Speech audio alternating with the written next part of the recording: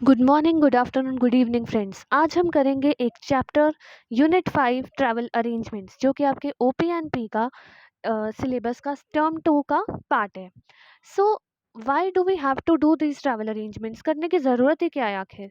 Reason is कि जो आपके बिजनेस एग्जीक्यूटिव हैं, जो आपके डायरेक्टर हैं, कंपनी के मैनेजर हैं, या कोई भी इम्पोर्टेंट ऑफिशियल हैं, उनको अपने डे टू डे ड्यूटीज़ निभाने के दौरान कई बार आउटस्टेशन टूर्स करने पड़ते हैं। किस लिए? कॉन्फ्रेंसेज अटेंड करने के लिए, कस्टमर से मिलने के लिए, टेंडर्स फाइनलाइज करने के लिए, न्यू प्रोजेक्ट्स को स्टडी करने के लिए। अब ये सब करने के लिए उनको क्या करना पड़ेगा? उनको ट्रैवल करना पड़ेगा।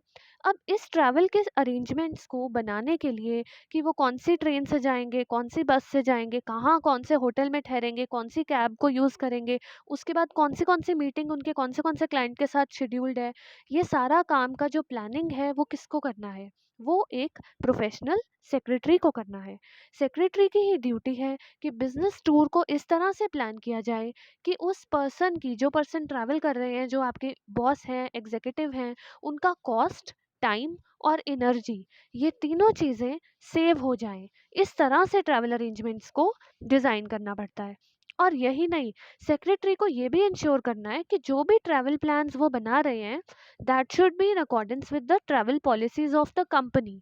कंपनी के कुछ रूल्स होते हैं, कोई रूल बुक में कुछ कंडीशंस लिखी होती हैं कि इस रैंक का एग्जीक्यूटिव जो है वो फर्स्ट क्लास से ट्रैवल करेगा, इस रैंक का एग्जीक्यूटिव है वो बिजनेस क्लास से ट्रैवल करेगा। तो उन सारी चीज़ों को ध्यान में रखते ही सेक्रेटरी को ट्रैवल प्लान्स डेवलप करने हैं। एंड एक और इम्पॉर्टेंट बात जो आप लोगों को पता होना चाहिए कि जो ये एम्प्लॉयज़ ट्रैवल करते हैं, जो बिजनेस पर्पस के लिए ट्रैवल करते हैं, तो उनका जितना भी खर्चा होता है, ट्रैवल टिकट का खर्चा, कार रेंटल का खर्चा, होटल एकोमोडेशन का खर्चा, मील के खर्चे, ये सारे उसको रीइम्बर्स कर दिए जाते हैं। यानी वो खर्चा उसको कंपनी बियर करती है, वो खर्चा उसको वापस दे दिया जाता है।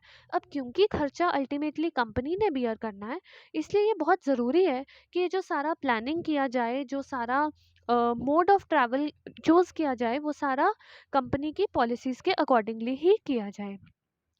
अब a secretary designs tour program of the executive and also informs all the associates in the department so that they can get in touch at all times while the executive is traveling if needed in order to run the work smoothly। अब इसमें क्या लिखा है कि जब secretary ने सारा tour programme बना लिया, लेट्स सपोज सेक्रेटरी ने कंपनी के मैनेजर मिस्टर ए का प्लान बना लिया कि वो इस दिन को जाएगा, यहाँ यहाँ विजिट करेगा, यहाँ यहाँ पे वो इस समय फ्लाइट में होगा, एंड इन क्लाइंट्स को मिलकर इस डेट को वापस आ जाएगा। अब ये जो सारा टूर प्रोग्राम बनाया है, वो उसको उस पर्सन को ही नहीं, बल्कि जितने सारे इन्वॉल्व एसोसिएट्स हैं, जो उस डिपार्टमेंट के मेंबर्स हैं, उन सबको वो उस टूर प्रोग्राम की एक कॉपी देनी ज़रूरी है। ताकि अगर उनको कभी भी उस पर्सन से मिलना है, उस पर्सन को कॉल करना है, उससे कोई इन्फॉर्मेशन लेनी है, तो उनको उस टूर प्रोग्राम के अकॉर्डिंगली पता हो कि ओहो, इस डेट को तो वो प्लेन में होगा, तो प्लेन में तो वो फ़ोन नहीं उठा सकता, या इस समय उसकी मीटिंग चल रही होगी, तो अकॉर्डिंगली वो उसको उसी टाइम पे कॉल करेंगे जब वो फ्री हो और उसकी कोई इंपॉर्टेंट मीटिंग डिस्टर्ब ना हो सके। ठीक है, तो ये था इस चैप्टर का एक बेसिक ओवरव्यू। अब हम देखते हैं कि इस चैप्टर में हम क्या क्या चीज़ें सीखने वाले हैं। सबसे पहले हम सीखने वाले हैं कि इस चैप्टर में डिफरेंट मोड्स ऑफ ट्रैवल क्या क्या होंगे। इस चैप्टर में कौन सी formalities, identify the formalities needed to make rail and air travel, कि अगर आपने ट्रेन की टिकट बुक करनी है या आपको एयर की टिकट बुक करनी है, तो उसके लिए कौन सी फॉर्मेलिटीज़ आपको रिक्वायर्ड होंगी। कौन से रोल्स ट्रैवल एजेंसीज परफॉर्म करती हैं। अब कुछ एजेंट्स होते हैं जो आपकी टिकट बुकिंग में हेल्प करते हैं, तो उन एजेंट्स का क्या क्या रोल है। उसके अलावा हम इस चैप्टर में आइटिनरी बनाना भी सीखेंगे। उसके अलावा हम इस चैप्टर में सीखेंगे कि ऑर्गेनाइजेशन की पॉलिसीज़ को फॉलो करते हुए हमें क्या क्या travel arrangements in accordance with the organisational policies के अकॉर्डेंस में किस तरह से ट्रैवल अरेंजमेंट्स करने हैं। उसके अलावा हम ये भी सीखेंगे कि ओवरसीज टूर करने के लिए हमें कौन से डॉक्यूमेंट्स चाहिए। तो let's start. The first topic is modes of travel. As you know, various modes of travel are air travel, rail travel, road travel, and water travel. And each mode has its own merits and demerits, and it is chosen on the basis of its cost, speed, route, and capability. Normally business travel जो है वो multi modal होता है। Now you should know the meaning of multi modal. Multi mode का मतलब होता है जब आप अपनी जर्नी करने में एक से ज़्यादा मोड ऑफ ट्रांसपोर्ट यूज़ करते हैं तो हम उसको मल्टी मोडल बोलते हैं। जैसे आप सपोज चंडीगढ़ से दिल्ली जा रहे हैं, तो आपने कुछ देर के लिए मान लो आपने बस यूज़ की, फिर कुछ देर के लिए आपने टैक्सी यूज़ की, तो एक से ज़्यादा मोड जब आपने यूज़ किया उसको हम बोलेंगे मल्टी मोडल। अब यहाँ पे हम कुछ मोड्स के बारे में स्टडी करने वाले हैं, जैसे प्राइवेट कार, टैक्सी और कैब, बस, रेलवे और एयर। तो सबसे पहले जो आपका मोड है प्राइवेट कार, टैक्सी और कैब। अब इसमें क्या है कि आपको एकदम एडहॉक सर्विसेज मिलती हैं राइडर्स की डिज़ायर पे। यानी कि जब भी जिस पर्सन को जहाँ भी ट्रैवल करना है उसको उसके पर्पस के लिए टैक्सी बुक हो जाती है। और ये जो है ये काफ़ी शॉर्ट डिस्टेंस के लिए आप यूज़ करते हो। अब आपको अगर लॉन्ग डिस्टेंस के लिए जाना है अराउंड 500 किलोमीटर, 600, 1000 किलोमीटर्स, तो obviously you will not choose a taxi और अ कैब। बट इसका एक डीमेरिट भी है कि ये जो मोड है ये थोड़ा सा एक्सपेंसिव रहता है। और इसमें लेकिन एक फ़ायदा है कि इसमें फ्लेक्सिबिलिटी रहती है। आप कैब में कभी भी अपनी चॉइस के अकॉर्डिंगली इधर मोड़ सकते हो, उधर मोड़ सकते हो, जबकि आप ट्रेन में अपनी चॉइस के अकॉर्डिंगली ये नहीं कह सकते कि ट्रेन इधर रुक जा, राइट। सो हर मोड के आपको अपने फ़ायदे भी मिलेंगे, अपने नुकसान भी मिलेंगे। अब इसके दो और नुकसान है, नुकसान कह लो, लिमिटेशंस कह लो, कि इनमें कैपेसिटी कम होती है। अब कार में 4 सीटर कार है, 7 सीटर कार है। अब आप इसमें पूरी अपना जैसे 14-15 पीपल के ग्रुप है तो उसको तो नहीं आप कार में लगा ठूस सकते ना। तो हर कैब का, हर ट्रैवल का, हर अपने मोड का कुछ लिमिटेशन भी होता है। और इसमें टाइम भी लगता है। अब जितनी फ़ास्ट आपकी ट्रेन होती है, जितनी फ़ास्ट आपकी एयर बुकिंग होती है, एयर ट्रैवल होता है, उतना फ़ास्ट आपका टैक्सी या कैब कभी भी नहीं होगा। सो ब्लू कलर में जो मैंने इसमें हाइलाइट किए हैं, वो हैं कुछ फ़ायदे टैक्सी और कैब के। जैसे कि आपको अपनी डिज़ायर के टाइम पे मिल जाता है और शॉर्ट डिस्टेंस के लिए अच्छा रहता है और ये फ्लेक्सिबल है। लेकिन इसके कुछ डीमेरिट्स हैं, जैसे कि ये एक्सपेंसिव है, इसमें लिमिटेड कैपेसिटी है और ये टाइम कंज्यूमिंग है। अब हम डिस्कस करते हैं कि इसका क्या प्रोसीजर है। अच्छी बात यह है कि इसका कोई कॉम्प्लेक्स प्रोसीजर है ही नहीं। आपको टैक्सी या कैब बुक करनी है तो just pick up your phone, you can download Uber, you can download Ola, you can download in driver और whatever app is applicable in your area. और even you can approach a local taxi stand, जो एक traditional तरीका है। But आजकल generally apps का ही trend है। सो ये था हमारा टॉपिक प्राइवेट कार, टैक्सी और कैब का। Moving forward to the next topic, bus. As you know bus is the cheapest mode of transport. जो भी पर्सन बस से ट्रैवल कर सकते हैं, चाहे वो गरीब हो, चाहे उनके पास ज़्यादा स्टूडेंट्स हों, उनके पास फंड्स ना हो, so obviously they can travel by the bus. And her city में, अच्छी बात है कि इंडिया में हर सिटी में एक वेल डेवलप्ड सिस्टम ऑफ बस है। इसके अलावा अगर आपको लग्जरी या एयर कंडीशन बसेस चाहिए तो आजकल वो भी मिलती हैं और उनका ट्रैवल काफ़ी ही कंफर्टेबल रहता है। हल्का सा एक्सपेंसिव ज़रूर है, लेकिन फिर भी टैक्सी और कैब और बाकी मोड्स ऑफ ट्रांसपोर्ट के कंपैरिजन में bus is always a cheaper mode. And just like we discussed in the taxi cab, bus का भी कोई कॉम्प्लेक्स प्रोसीजर नहीं है बुक्स करने का। आप इसको लोकल बस स्टैंड को अप्रोच कर सकते हो या ऑनलाइन भी बुक कर सकते हो। Moving forward to the next topic, that is railway. Now, rail travel is very important mode of travel between different cities. Train travel can bring much comfort and convenience to the travelers. और अब यहाँ पर जो orange में मैंने highlight किया है, ये एक फ़ायदा है जो कि ट्रेन का है over the aeroplane. Means this is one benefit which you get in the train but not in the aeroplane. That is like unlike planes, one can use cell phone on trains. जैसा कि आपको पता होगा आप air travel के दौरान अपना phone use नहीं कर सकते हो, लेकिन ट्रेन में आप जितना चाहे फ़ोन यूज़ कर सकते हो। सेकेंडली, आपको ये सुना होगा आपने कभी ना कभी कि बैड वेदर के कारण कई बार एयर फ्लाइट्स कैंसिल हो जाती हैं। लेकिन जनरली 90% चांसेस हैं कि बैड वेदर के कारण जो आपकी ट्रेन है वो कैंसिल नहीं होती है।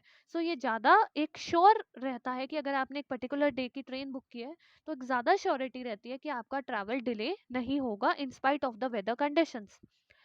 नेक्स्ट इज कि आपको एक चीज़ इंपॉर्टेंट ध्यान में रखनी है कि अगर आप ट्रेन में ट्रैवल कर रहे हो तो आपको एडवांस रिजर्वेशन जो है वो बहुत नेसेसरी है।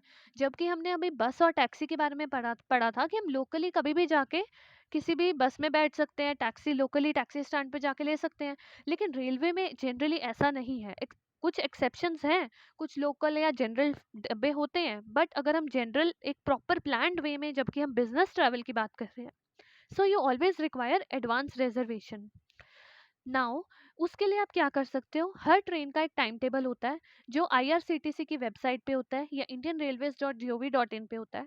आप उस पे जाके विजिट कर सकते हो। आप डिफरेंट क्लासेस ऑफ ट्रेन्स को देख सकते हो कि कौन सी ट्रेन कौन से सिटी से कहाँ पर जाती है, और आप उसके अकॉर्डिंगली बुकिंग कर सकते हो। इसके अलावा अगर आपको कुछ इन्फॉर्मेशन चाहिए तो आप 57886 पर एसएमएस भेज के अपने फ़ोन से ट्रेन रेलिवेंट इन्फॉर्मेशन भी ले सकते हो। चलिए जानते हैं डिटेल में कि अगर हम ट्रेन बुकिंग करनी है तो हमें वो बुकिंग किस तरह से करनी है। तो इसके दो मेथड हैं, एक तो आपका ऑफलाइन मेथड है, एक है आपका ऑनलाइन मेथड। तो सबसे पहले हम सीखते हैं कि ऑफलाइन मेथड क्या है।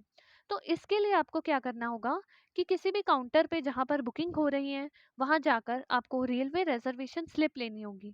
वो स्लिप लेने के बाद आपको उसमें कुछ कॉलम्स भरने हैं, जैसे कि आपको उसमें ये भरना है कि आपको सोर्स स्टेशन क्या है। आइए हम इस स्लिप की जो यहाँ पर एक स्लिप का फॉर्म गिवन है, हम इस फॉर्म के थ्रू ही जानते हैं।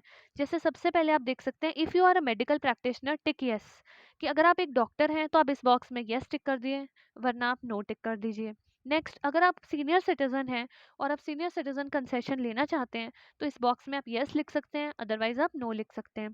Do you want to be upgraded without any extra charge, अगर आप चाहते हो कि आपने स्लीपर की बुकिंग की है और वो automatically if the railway permits वो थर्ड एसी या सेकंड एसी में हो जाए, तो आप इस बॉक्स में यस लिख सकते हैं, अदरवाइज आप नो लिख सकते हैं। ये तो थे कुछ बेसिक यस नो क्वेश्चंस। अब हम चलते हैं इसके मेन पॉइंट के ओर। जैसे आपको इस बॉक्स में train number and train name लिखना है कि आप कौन सी ट्रेन की बुकिंग कर रहे हैं। For example 12286 Nizamuddin Secunderabad Toronto express की बुकिंग कर रहे हैं, तो आप यहाँ पे ट्रेन नंबर डाल देंगे 12286।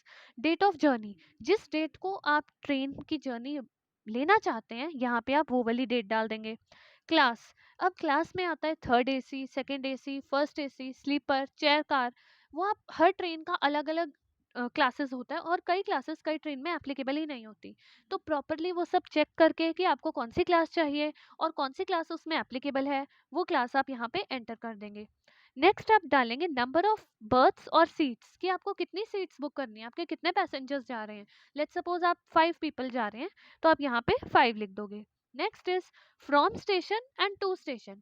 अब ट्रेन मान लो निजामुद्दीन से सिकंदराबाद जा रही है, लेकिन आपको कौन से स्टेशन से उसमें चढ़ना है, तो वहां पे आप कौन से स्टेशन से आप बुकिंग कर रहे हो। फ्रॉम स्टेशन में आप मान लो भोपाल से बुकिंग कर रहे हो, तो फ्रॉम स्टेशन में भोपाल डाल दोगे। टू, जो आपका डेस्टिनेशन स्टेशन है जहाँ पे आपको उतरना है, लेट्स सपोज आपने सिकंदराबाद में उतरना है, तो आप टू में सिकंदराबाद लिख दोगे। नाउ एक इंपॉर्टेंट चीज आती है बोर्डिंग एट।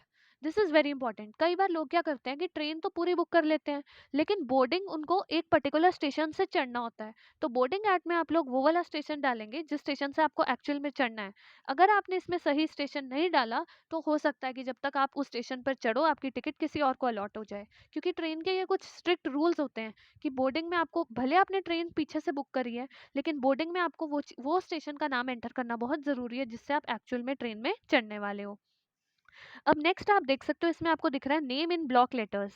इसमें आपने जितने पैसेंजर्स डाल रहे हैं उन सबका नेम, उनका जेंडर, उनका एज, उनका अगर कोई कंसेशन एप्लीकेबल है, उनकी कौन सी चॉइस ऑफ बर्थ चाहिए, lower berth, upper berth, side lower, side upper, कौन सा चाहिए वो आपको चूज करना है। नेक्स्ट आपको मील्स चूज करने हैं। मील्स आपको हर ट्रेन में नहीं मिलते, लेकिन जैसे कुछ अच्छी ट्रेन होती है, राजधानी एक्सप्रेस, शताब्दी एक्सप्रेस या डुरंटो एक्सप्रेस, तो उनके लिए आप मील्स की चॉइस दे सकते हो कि नॉन वेज, वेज और नो फूड। ये चॉइसेस देने के बाद नीचे आप अपना साइन कर दोगे इस फॉर्म में, और उसके बाद आप टिकट काउंटर पे दे दोगे, मनी दे दोगे और आपको अपना बुकिंग मिल जाएगा।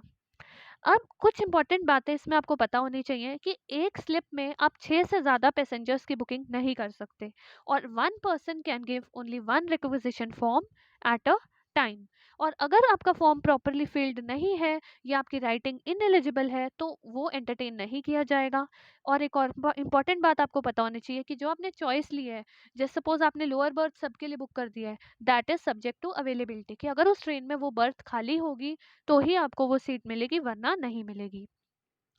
अब आप ये एक सैंपल देख सकते हैं, ये जो टिकट का है ये ई टिकट का है। अब हम अभी तक हमने जो सीखा था वो ऑफलाइन मोड सीखा था। अब हम सीखेंगे कि अगर आप ऑनलाइन टिकट बुक करते हो तो उसका प्रोसेस क्या है। तो उसके लिए बड़ा सिंपल है, आपको सबसे पहले आईआरसीटीसी की वेबसाइट पे रजिस्टर करना पड़ता है। उसके बाद आपको सेम ही चीज़ें एंटर करनी होती है। रजिस्टर करने के बाद आप लॉगिन कर सकते हैं। लॉगिन करने के बाद जो चीज़ें हमने इस ऑफलाइन फॉर्म में भरी, जैसे फ्रॉम स्टेशन टू स्टेशन, और हमने जो भी इस फॉर्म में ट्रेन नंबर, ट्रेन का नाम, class, boarding station, reservation up to from station to station, names of passengers, their ages, gender, their meals choices और birth choices, ये सब कुछ आपको उसमें कंप्यूटर में एंटर करना होगा। और उसके बाद आप सबमिट बटन दबाएंगे। उसके बाद आप पेमेंट गेटवे की तरफ डेबिट कार्ड, क्रेडिट कार्ड के थ्रू या यूपीआई के थ्रू, नेट बैंकिंग के थ्रू आप पेमेंट कर सकते हैं और आपको ई टिकट आपकी अलॉट हो जाएगी, जिसके लिए आप ये डायग्राम देख सकते हैं जहाँ पे आपको सैम्पल टिकट गिवन है। इसका आप प्रिंट आउट लेकर जा सकते हैं। और इम्पॉर्टेंट ये होता है कि जब आपके पास ई टिकट होती है तो ट्रेन में आपको साथ में अपना आईडी प्रूफ, कोई वोटर कार्ड, आधार कार्ड, ड्राइविंग लाइसेंस, पासपोर्ट या कोई भी इम्पॉर्टेंट जो आपका गवर्नमेंट आईडी प्रूफ है वो आपको शो करना पड़ता है जब भी टिकट आपकी चेक होती है। So that was all about your rail travel. Moving forward to the next topic, that is air travel. अब लॉन्ग डिस्टेंस ट्रैवलिंग के लिए जो सबसे important mode of travel use होता है, दैट इज एयर ट्रैवल। जैसे सपोज आपका international travel है या मल्टी सिटी ट्रैवल है, let's suppose you are going from Delhi to Chennai, so it is a long distance journey. So generally the mode of travel that is used these days for such long distance traveling is air travel। And अच्छी बात यह है कि आजकल competition के चलते air travel भी काफ़ी इकोनॉमिकल होने लग गया है and it is the fastest and most reliable mode of travel. अब एयर ट्रैवल की दो कैटेगरीज होती हैं, एक होता है डोमेस्टिक फ़्लाइट्स, एक होता है आपका इंटरनेशनल फ़्लाइट्स। अगर आप with in the country travel कर रहे हैं तो आप कौन सी फ़्लाइट्स बुक करेंगे? Domestic flights. अगर आप विदेश जा रहे हैं, आउट ऑफ इंडिया जा रहे हैं, तो आप कौन सी फ़्लाइट बुक करेंगे? International flights. सो इसके लिए भी बड़ा सिंपल है, जिस तरह से हमने अभी ट्रेन बुकिंग का ऑनलाइन प्रोसीजर सीखा, एयर ट्रैवल का भी ऑनलाइन प्रोसीजर आपका इस तरह का ही है। अब आप इसमें क्या कर सकते हैं, ऑनलाइन बुकिंग के लिए आप या तो एक तो आप ऑनलाइन बुकिंग कर सकते हैं, उसके अलावा आप किसी एयरपोर्ट काउंटर या एयरपोर्ट ऑफिस पे जाके भी बुकिंग कर सकते हैं। अगर आपने ऑनलाइन टिकट बुक करनी है तो वो क्रेडिट कार्ड से या नेट बैंकिंग से आप बुक कर सकते हैं। और ऑनलाइन बुकिंग के लिए बहुत सारी वेबसाइट्स हैं, जैसे Yatra dot com, Make My Trip dot com, Clear Trip dot com, Expedia dot com, Goibibo dot com, और उसके अलावा अपनी irctc.com भी है। तो इन सब वेबसाइट्स के थ्रू आप अपना एयर टिकट बुक कर सकते हैं। एयर टिकट बुक करने के अलावा जो ये वेबसाइट्स हैं, ये आपको कुछ अच्छी इन्फॉर्मेशन प्रोवाइड करती हैं, जैसे कि कौन से डिस्काउंट्स चल रहे हैं आपके फेयर पैकेजेस में या आपके होटल पैकेजेस में, कुछ लेटेस्ट ऑफर्स, कुछ एयरलाइन, डिफरेंट एयरलाइंस आपको डिफरेंट डिफरेंट ऑफर्स दे रही हैं, तो उन ऑफर्स को भी ये कंसोलिडेट करके आपको ये वेबसाइट्स बता देती हैं। उसके अलावा कभी-कभी किसी पर्टिकुलर क्रेडिट कार्ड पे, किसी पर्टिकुलर डेबिट कार्ड पे कुछ ऑफर्स चल रहे होते हैं कि इतने % ऑफ मिल जाएगा, तो उन ऑफर्स के बारे में भी जानकारी आपको ये वेबसाइट्स प्रोवाइड करती हैं। In addition to that you can also get some insurance and other schemes provided by these websites. So आइए सीखते हैं कि एयर टिकट बुकिंग किस तरह से करनी है। सबसे पहले हमें ये सिलेक्ट करना होता है कि आपका वन वे ट्रिप है या आपका राउंड ट्रिप है, कि आप सिर्फ एक बार जाएंगे कि अपने वापस आने की बुकिंग भी साथ में करनी है। उसके अलावा आपको ट्रैवलिंग डेट्स चूज़ करनी है। वन वे वालों को सिर्फ एक ही डेट, ट्रिप की स्टार्टिंग डेट चूज़ करनी है, लेकिन राउंड ट्रिप वालों को रिटर्न डेट भी चूज़ करनी होगी। Next you have to select the source station and destination cities. जिस तरह से आपने ट्रेन में किया था, बिल्कुल सेम ही प्रोसीजर यहाँ पे चलता है। अब आपको स्पेसिफाई करना है कितने नंबर ऑफ पैसेंजर्स जा रहे हैं, कितने चिल्ड्रन जा रहे हैं, कितने इन्फेंट्स जा रहे हैं, और फिर ये सब डालने के बाद आप सर्च बटन प्रेस करते हैं तो computer will display all the available flights from different airlines on that particular date. Now you can choose your convenient flight and then you can click on the book button and then you will be forwarded to the billing page. Billing page में आप अपनी personal details enter करोगे, email ID, phone number, और फिर आप payment page पे पहुंच जाओगे। वहाँ पे आप UPI, debit card, credit card, net banking, किसी भी पेमेंट मोड के अकॉर्डिंग आप अपना बुकिंग कर सकते हो and then you will be provided by a ticket on your email ID. So जैसे कि आप देख सकते हो यहाँ पे आपको एक टिकट का सैंपल दिख रहा है, जो कि एक फ़्लाइट है फ्रॉम दिल्ली टू गुआंगजू। ये एक इंटरनेशनल फ़्लाइट है। तो इसमें देखो आप डिपार्चर टाइम दिख रहा है, अराइवल टाइम, ये एक नॉन स्टॉप फ्लाइट है 5 आवर्स 10 मिनट्स की, जो दिल्ली से 11:50 पे चलेगी और 7:30 PM as per CAN time वो वहाँ पे आपको पहुँचा देगी। तो इसमें सारी डिटेल्स हैं, कौन से पैसेंजर्स ट्रैवल कर रहे हैं, जैसे कि आप नाम देख सकते हो, खुराना विजय कुमार, खुराना दिव्या मिर, ऐसे करके सारे नाम गिवन है और उनके ई टिकट नंबर्स गिवन है। So this was a sample of a air ticket. उसके अलावा एक आपको बोर्डिंग पास भी मिलता है, जब आप एयर में जाते हैं, एयरपोर्ट पे जाते हैं, आप अपने चेक इन करते हैं, तो उस टाइम पे आपको एक बोर्डिंग पास दे दिया जाता है जिस पे फ्लाइट नंबर, डिपार्चर डेट, आपका सीट नंबर और आपकी इकोनॉमी क्लास है या बिजनेस क्लास है, वो सारी जो टिकट की डिटेल्स हैं वो एक ब्रीफ फॉर्मेट में आपको उस पे लिखी हुई मिलती हैं। तो बोर्डिंग पास हाथ में लेके ही आप प्लेन में बोर्ड करते हो। So that was all about your air ticket. Now moving forward to the next topic, e ticket और पेपर टिकट। अब जैसा कि आप देख रहे हो कि आजकल ऑनलाइन का ज़माना चल रहा है और सारी टिकट्स ऑनलाइन बुक हो रही हैं, तो रेलवेज और एयरलाइंस दोनों ही जो हैं वो ई टिकट को लेकर काफ़ी फ्रेंडली हो गई हैं। तो आपके पास दोनों ऑप्शन है, ठीक है, ट्रेन में आप या फ्लाइट में आप कभी भी प्रिंट आउट भी दिखा सकते हो या फिर आप स्क्रीनशॉट दिखा सकते हो टिकट का along with your ID proof. ID proof is very important while you are booking your ticket online. For example, passport, voter ID, Aadhaar, driving license. So, and for international travel, very important is your visa and your health permits and your passports and all these important documents, which are sometimes country specific also. So we have discussed about these topics. Now we are moving forward to the next topic, that is travel agencies. अब agents क्या होते हैं? जो ये सारा काम आप कहोगे अगर हम ऑनलाइन खुद कर सकते हैं तो एजेंट्स की क्या रिक्वायरमेंट है?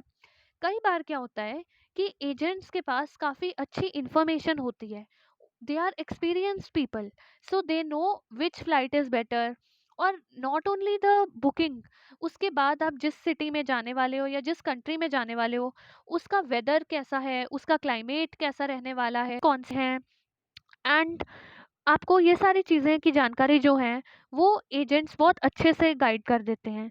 वो आपका प्रॉपर आइटिनरी प्लान कर देते हैं कि आपके कौन से होटल में बुकिंग होगी, आगे आप कौन सी कैब लेने वाले हो, सिटी का टूर आपका कौन से अच्छे टूर पर्सन आपका टूर करवा देंगे। उसके अलावा कोई इम्पोर्टेंट कस्टम की कुछ है, कस्टम का रिलेशन है, उस मतलब कोई कस्टम का इम्पोर्टेंट रोल है उस कंट्री में या उस एरिया में, या कुछ उस एरिया के इम्पोर्टेंट अट्रैक्शंस हैं, कुछ एग्जीबिशंस हैं, या अगर आप इंटरनेशनल ट्रैवल कर रहे हो तो कुछ इम्पोर्टेंट रेगुलेशंस हैं, कुछ रूल्स हैं, कुछ डॉक्यूमेंटेशंस हैं, कुछ ट्रैवल एडवाइजरीज हैं, या कुछ एक्सचेंज रेट्स की जानकारी है। तो ये सब में आपको कौन बेस्ट गाइड करेगा? ट्रैवल एजेंट गाइड करेगा।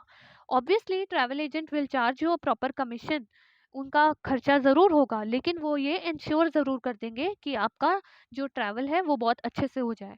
तो इसीलिए ये बहुत ज़रूरी है कि जब आप एजेंट चूज़ करते हो, so you choose a very good agent, एक रेप्यूटेड एजेंट को चूज़ करना ही आपके फ़ायदे में रहेगा, ताकि आपका कमीशन भी नॉर्मल ऑप्टिमम लगे एंड आपको सारी सुविधाएं मिल जाएं, आपका सारा अरेंजमेंट ट्रैवल का जो है वो आपके अकॉर्डिंगली हो जाए। अब सम ट्रैवल एजेंसीज जो हैं they specialise in commercial and business travel only. उनका ये स्पेशलाइजेशन ही होता है कि जो कंपनी के सीनियर मैनेजर्स जाते हैं, ऑफिशियल्स जाते हैं, उनकी स्पेशल नीड्स के अकॉर्डिंगली इस टूर को डिज़ाइन किया जाता है। So moving forward to the next topic, hotel reservation. अब आपने ट्रैवल बुकिंग कर लिया, अब वो जो आपका एग्जीक्यूटिव है वो जहाँ पे जाएगा जिस शहर में, वहाँ जाके उसको किसी होटल में तो रहना पड़ेगा। अब कौन से होटल में रहना है, 1 star, 2 star, 3 star, 4 star, 5 star, बहुत सारे प्रेफरेंसेस होती हैं। होटल के अकॉर्डिंग, इवन उस एग्जीक्यूटिव के अकॉर्डिंग आपको पूछना पड़ेगा कि उनको किस तरह की फैसिलिटीज़ चाहिए उनके बिजनेस के दौरान। उनको internet access, swimming pool, fitness centre, restaurant, book shop, ये सारी चीज़ों को देखते ही होटल को चूज़ किया जाता है। आजकल काफ़ी सारी वेबसाइट्स आ गई हैं जिसके थ्रू आप ऑनलाइन होटल्स को कंपेयर कर सकते हो। जैसे कि आपने टीवी में trivago.com की ऐड देखी होगी, जो कि एक वेबसाइट है जिससे आप मल्टीपल होटल के फेयर प्राइसेस को, उनके फीचर्स को, उनके फैसिलिटीज़ को ऑनलाइन कंपेयर करके अपने लिए एक अच्छा होटल बुक कर सकते हो। So that was all about hotel reservation. Now we are discussing an very important topic, that is itinerary. अब आइटिनरी क्या होता है? एक डिटेल्ड टूर प्रोग्राम जब बनाया जाता है किसी भी पर्सन के लिए, किसी भी पार्टी के लिए, हम डिटेल्ड पैकेज प्लान करते हैं जिसमें बहुत सारे पॉइंट्स कवर होते हैं। जैसे आप यहाँ पे 6 पॉइंट्स देख रहे हो कि कितने पर्सन कब डिपार्चर क्या होगा, उसका प्लेस ऑफ डिपार्चर। जैसे पर्सन मान लो चंडीगढ़ से न्यूजीलैंड जा रहा है, तो आपका सुबह 9 बजे चंडीगढ़ से ऑफ 25 अप्रैल को जा रहा है, तो आपका डिपार्चर होगा 25 अप्रैल, प्लेस होगा चंडीगढ़, और आपका अराइवल होगा न्यूजीलैंड जिस डेट को वो अराइव कर रहा है। अब कौन से मोड ऑफ ट्रैवल से वो जा रहा है, उसकी विजिट्स की सीक्वेंस क्या क्या रहने वाली है, कौन से होटल्स में वो वहाँ पे ठहरने वाला है, होटल से जब वो रेलवे पे जाएगा वो कौन सी कैब कौन सी टैक्सी क्या रहेगा, एंड कौन से मीटिंग्स, कौन से इंपॉर्टेंट ऑफिशियल्स को वो मीट करने वाला है, कौन से उसके अपॉइंटमेंट्स लाइंड अप है। तो ये सारा जो क्यूमुलेटिव हमने ये सारा टूर पैकेज में जो लिखा, इसको हम क्या बोलते हैं, आइटिनरी। तो एक सेक्रेटरी की ड्यूटी होती है कि एक बहुत अच्छे वे में एक आइटिनरी को डिज़ाइन किया जाए, जिससे कि जो आपका बॉस है उसका ट्रैवल बहुत अच्छे से हो जाए, और कोई वेस्टेज ऑफ टाइम ना हो, कोई इनकन्वीनियंस ना हो, कोई कंपनी की पॉलिसीज़ की उल्लंघना ना हो, सब कुछ बहुत स्मूथ और अच्छे वे में हो जाए। इसके लिए आप क्या करते हैं, एक आइटिनरी डिज़ाइन करते हैं। और एक आइटिनरी डिज़ाइन करने के बाद फाइनल अप्रूवल लेना बहुत ज़रूरी है। आप एक सेक्रेटरी हो, आपने एक आइटिनरी टेंटेटिवली डिज़ाइन कर दी, बट हो सकता है आपने कुछ इंपॉर्टेंट पॉइंट्स को मिस कर दिया हो, और उसको आप फाइनल करने से पहले ये बहुत अर्जेंट है कि आप उसकी जो आपने आइटिनरी बनाया है उसको एक बार अपने बॉस से क्रॉस चेक करवा लो, ताकि अगर उनको कोई चेंजेस चाहिए होंगे, कोई गलती हुई होगी, तो वो सारी चीज़ें उसमें एडजस्ट हो जाएं। अब यहाँ पे आप देख सकते हो itinerary for mister Amit Verma, general manager, date, time, departure station, arrival station, train number, purpose, flight number. तो ये एक आइटिनरी की ब्रीफ समरी है, एक फॉर्मेट है। So that was all about itinerary. Moving forward to the next topic, organizing travel. After making all the travel and accommodation arrangements for your executive, a secretary is required to perform other important duties. Before departure on tour, the private secretary should hand over all the related papers and other things to the executive. अब ये एक बहुत important चीज़ है, आपने travel arrangement भी कर दिया, सारा बुकिंग कर दिया, लेकिन कुछ इंपॉर्टेंट डॉक्यूमेंट्स हैं जो सेक्रेटरी को अपने बॉस को हैंड ओवर करना है। क्या क्या डॉक्यूमेंट्स हैंड ओवर करना है, आइए जानते हैं। सबसे पहले कॉपी ऑफ आइटिनरी, जो आपने पूरा टूर प्रोग्राम बनाया था कि उसको कौन से दिन कौन सी मीटिंग अटेंड करनी है, कौन से दिन कौन सी फ्लाइट है, कौन से दिन कौन सी कैब बुकिंग है, कौन से दिन होटल में चेक इन करना है, चेकआउट करना है, वो सारा जो आपने टूर पैकेज बनाया था उसकी एक कॉपी आपको एग्जीक्यूटिव को देनी है। उसके अलावा वो पर्सन जा रहा है तो उसके हाथ में टिकट्स होनी चाहिए, तो उसकी ट्रैवल टिकट्स आप उसको दोगे। अब आपने उसके लिए होटल बुक किया था, तो होटल बुकिंग के जो प्रिंट आउट्स हैं आप वो हैंड ओवर करोगे। अब कुछ फाइनेंशियल डॉक्यूमेंट्स हैं, कैश है, क्रेडिट कार्ड है, ट्रैवलर्स चेक है, या कुछ इंपॉर्टेंट बिजनेस रिलेटेड डॉक्यूमेंट्स हैं, रिपोर्ट्स हैं, फाइल्स हैं, प्रपोजल्स है, एजेंडा है, वो सब भी आपको हैंड ओवर करना पड़ेगा। कोई स्टेशनरी, पेन, हार्ड डिस्क, इस तरह के डॉक्यूमेंट्स आपको हैंड ओवर करने हैं। उसके अलावा जितने आपके कंसर्न्ड एम्प्लॉयज़ हैं, कंसर्न्ड बॉसेस हैं, उन सब के टेलीफोन नंबर्स, ईमेल एड्रेसेस, वो सब आपको देने हैं। So these are very important points. You should learn them for your exam purpose also. It is important to prepare a checklist and then make preparations accordingly. If you are an efficient secretary, then your executive has every reason to anticipate his travel information, that is who, what, when and where of his travel arrangements. So एक अच्छा secretary होगा तो वो इस तरह से चीज़ें plan करेगा कि जो आपका बॉस है उसको सारा कुछ पता है कि मुझे कहाँ क्या कैसे कब क्या क्या करना है। So moving forward to the next topic, that is tour advance and tour claim. Now this is very important topic. Understand it carefully.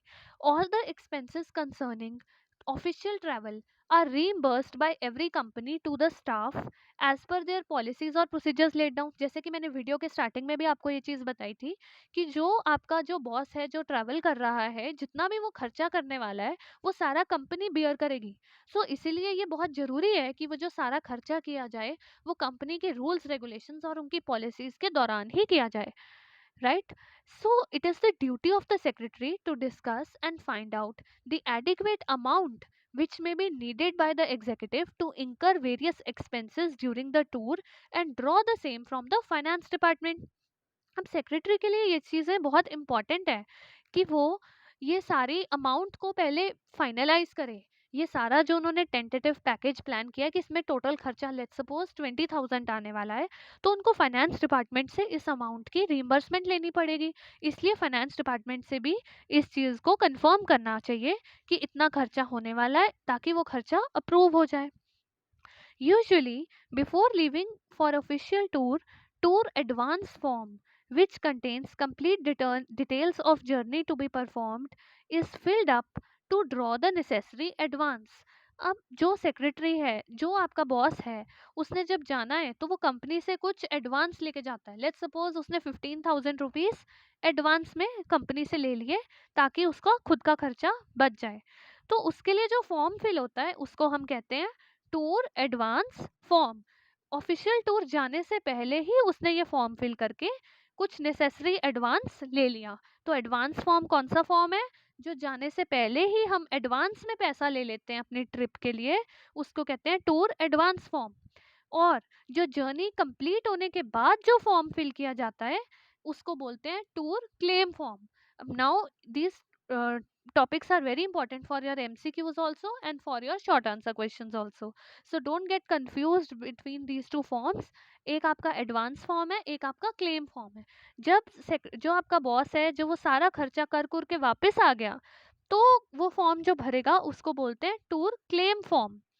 सो जो क्लेम फॉर्म होएगा उसके साथ वो बिल्स लगाएगा कि देखो मेरे होटल में इतना खर्चा आया, मेरे टिकट का खर्चा इतना आया, मेरे अदर इंपॉर्टेंट एक्सपेंसेस इतने आए। सो उसको बोलते हैं हम क्लेम फॉर्म। और क्लेम फॉर्म में वो ये भी मेंशन करेगा कि इतना पैसा मैं ऑलरेडी एडवांस में ले चुका हूँ, तो जो बैलेंस होगा वो उसको मिल जाएगा, और अगर वो एक्सेस मनी ले चुका है तो वो उसको रिटर्न करना होगा। Now, moving forward to your last and very important topic, that is overseas travel arrangement. अभी तक जो हमने चीज़ें डिस्कस की थी जनरली हमने विद इन द इंडिया या with in the domestic territory, जो बॉर्डर्स ऑफ द कंट्री हैं, वो चीज़ें डिस्कस की थी। लेकिन अब जो हम चीज़ें डिस्कस करने वाले हैं, they are concern with the overseas travel arrangement. So अगर आपके जो बॉस हैं वो कोई इंटरनेशनल टूर लेने वाले हैं, तो उनको बहुत सारे इंपॉर्टेंट डॉक्यूमेंट्स लेने पड़ेंगे आइटिनरी मीटिंग नोट्स के अलावा। कुछ इंपॉर्टेंट डॉक्यूमेंट्स हैं जो हम अभी स्टडी करने वाले हैं। सबसे पहले आता है आपका passport, visa, health documents and travel insurance policy. So आइए एक एक डॉक्यूमेंट को डिटेल में समझते हैं। तो सबसे पहले आया आपका पासपोर्ट। पासपोर्ट क्या है? Passport is a travel document usually issued by a country's government that certifies the identity and nationality of its holder for the purpose of international travel। तो पासपोर्ट आपका एक ऐसा डॉक्यूमेंट है जो आपकी गवर्नमेंट सर्टिफाई करके देती है कि इस पर्सन की ये नेशनैलिटी है, इस पर्सन की ये आइडेंटिटी है। स्टैंडर्ड पासपोर्ट्स में contain information such as holder's name, place of birth, date of birth, photograph, signature and other underlying information. अब इंडिया में तीन तरह के पासपोर्ट होते हैं। This is very important for your exams, it can be asked as a short question. So इसको आप अच्छे से पढ़ लीजिए। देखो, सबसे पहले आता है रेगुलर पासपोर्ट, जिसका नेवी ब्लू कवर होता है and it is issued for ordinary travel such as vacations या बिजनेस ट्रिप। मान लो कोई वेकेशन पे घूमने जा रहा है फॉरेन में, कोई बिजनेस ट्रिप पे जा रहा है, तो उसको कौन सा पासपोर्ट दिया जाएगा? नेवी ब्लू पासपोर्ट दिया जाएगा, जिसको रेगुलर पासपोर्ट बोलते हैं। नेक्स्ट इज डिप्लोमेटिक पासपोर्ट, जिसका मेरून कवर होता है and it is issued to Indian diplomats, top ranking government officials and diplomat couriers. तो ये किसको मिलता है मेरून कवर वाला? डिप्लोमेट्स को, जो टॉप रैंकिंग ऑफिशियल्स को। थर्ड इज ऑफिशियल पासपोर्ट, जो कि वाइट कलर का होता है, वाइट कवर होता है उसका, and it is issued to individuals representing the Indian government on official businesses. So इनको अच्छे से आप रीड कर लीजिएगा, because this is important for your exam purpose. Next is visa. अभी हमने पासपोर्ट पढ़ा, नेक्स्ट डॉक्यूमेंट हम पढ़ रहे हैं वीज़ा। वीज़ा का फुल फॉर्म क्या होता है? Visitors intended stay abroad. So this is important for your MCQ. It can be asked as a one marker question also. Visa. So let's study about it. Visa is a document issued by the country to a person to formally ask the traveling country for permission with a specific reason for a stipulated time. amount of time. All countries have their own visa laws, and it is up to the country to allow a traveler to allow, or to allow him or not to allow. Visa कोई guarantee की entry नहीं है, but visa एक तरह का permission है कि हम इस कंट्री में, अगर आप कनाडा ट्रैवल करना चाहते हो तो आप एक वीजा लोगे कि उसमें एक रीजन मेंशन होगा कि आपको कनाडा किस पर्पस के लिए जाना है। अब वीजा ग्रांट कौन करता है? Visa is granted by high commission और एम्बेसी और consulate of a country, subject to the eligibility and on application made in a prescribed form. So high commission, embassy या कंसुलेट जो होते हैं वो आपको वीजा ग्रांट करते हैं, उसके लिए आपको जरूरी कागजात देने पड़ते हैं। अब कौन से टाइप्स ऑफ वीजा हैं, इनके सिर्फ आपको नाम पता होना चाहिए कि एक टूरिस्ट वीजा होता है जो टूरिस्ट जाते हैं घूमने फिरने के लिए, स्टूडेंट वीजा होता है जो स्टूडेंट्स वहाँ पे पढ़ाई करने के लिए जाते हैं, एम्प्लॉयमेंट वीज़ा जब आप फॉरेन में जॉब करने के लिए जाते हो, या बिजनेस वीज़ा जब आप बिजनेस पर्पस के लिए जाते हो, या पिलग्रिम वीज़ा जब आप धार्मिक कोई संस्था को विजिट करने के लिए जाते हो। So that was all about visa. Moving forward to the next topic, health documents. अब ये भी बहुत इंपॉर्टेंट हो गया आजकल कि हर कंट्री की कुछ स्पेसिफिक इंफॉर्मेशन होती है और कुछ स्पेसिफिक रूल्स होते हैं। कई कंट्री में कुछ स्पेसिफिक वैक्सीनेशन लगा के ही आप जा सकते हो, तो वो सारी चीज़ों को ध्यान रखने के लिए हमें हेल्थ डॉक्यूमेंट्स बनवाने पड़ते हैं। Next is travel insurance policy.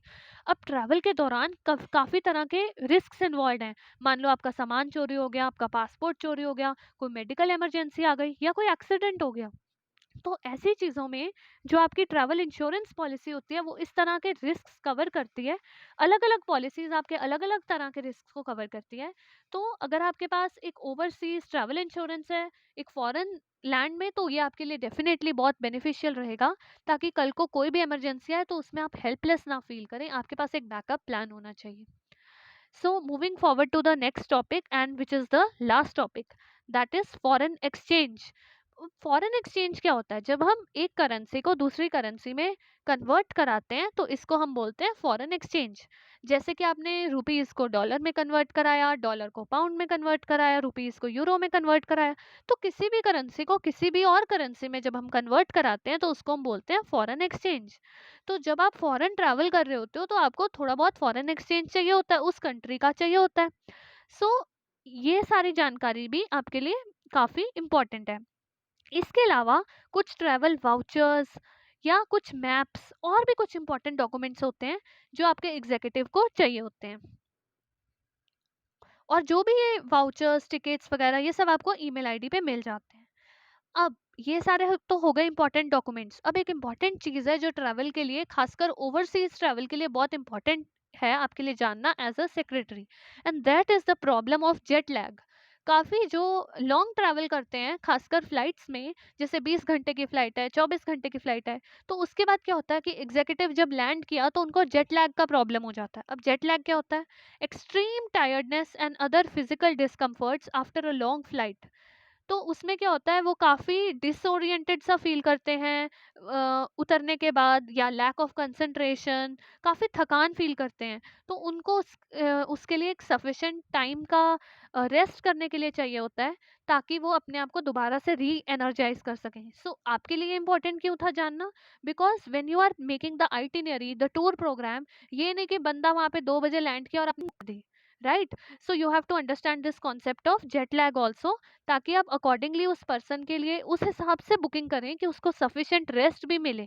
ये भी इंपॉर्टेंट है जानना कि वो पर्सन जो है वो डिफरेंट टाइम जोन से जा रहा है। इंडिया का टाइम जोन अलग है, यहाँ पे दिन और रात अलग टाइम पे होते हैं, आप किसी और कंट्री में जा रहा है वहाँ पे अलग है। तो बॉडी को वहाँ के टाइम जोन के अकॉर्डिंगली भी एकदम से एडजस्ट करने में कुछ तो टाइम रहता है। So that was all about this chapter. Thank you very much for watching this video. If you like this video, please press the like button and also subscribe to this channel. Thank you. And if you have any doubts, you can always put them in the comment section. Bye bye.